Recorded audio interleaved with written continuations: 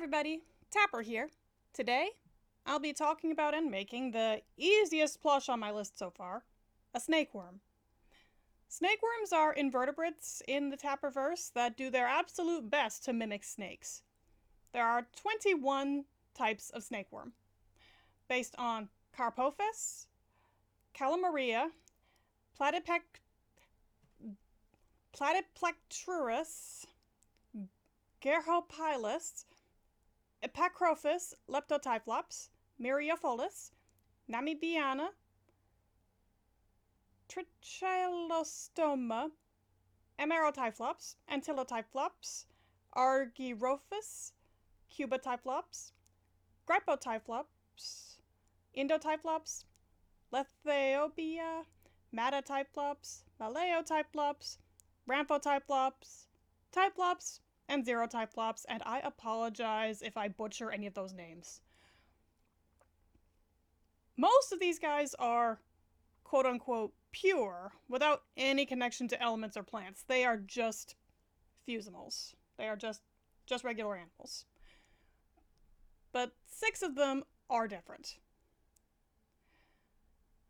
Calamaria, Emerotyphlops, Indotyphlops, and Ramphotyphlops all have the potential to be plantimals.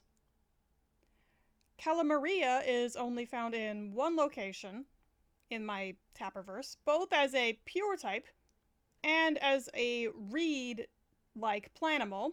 The planimal is more widespread. Regularly preyed on by Stegonotus and Aplopeltura, and possibly some others that I haven't covered yet.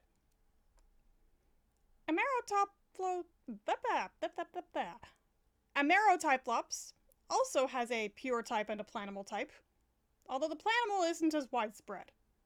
It bears resemblance to a coffee plant. Indotyphlops is all over a big majority of the Sarpa range in a pure state, but in one location, it's a planimal that resembles violets.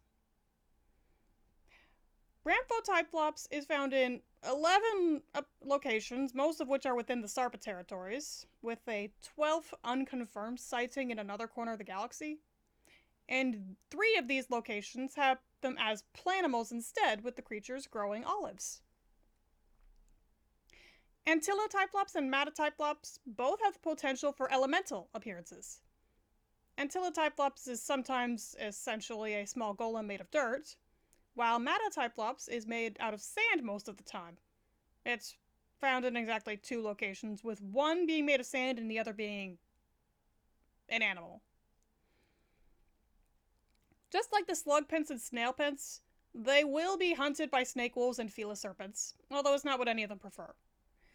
They will feed on, just like the slugpints and snailpints, they will sometimes feed on the fruits of any tree cat snakes that they happen to share territory with. Usually these would be things that fell on the ground, and in turn they will sometimes be eaten themselves. Also, slugpints and snailpints will actually hunt the snakeworms. Outside of the ground and sand variants, they are actually safe for human consumption, and the coffee variant is even a source of caffeine. Just make sure they're dead before you eat them. You don't want to risk parasites. I'm not sure which one I made, honestly. I had loosely based it on the earthworm in the design because that's the first worm to jump into my head when I hear the word worm. And I think that's what a lot of people tend to think of when they hear the word worm, so that is the direction that I went. But I plan on eventually going back through them and redesigning them so that I can actually attempt to have 21 different designs and make them easier to tell apart. But anyway, thank you all for coming to watch my video and listen to me ramble. I really do appreciate it. Happy July 4th, and I look forward to seeing you next time as I work on the next plush baby. Okay, bye!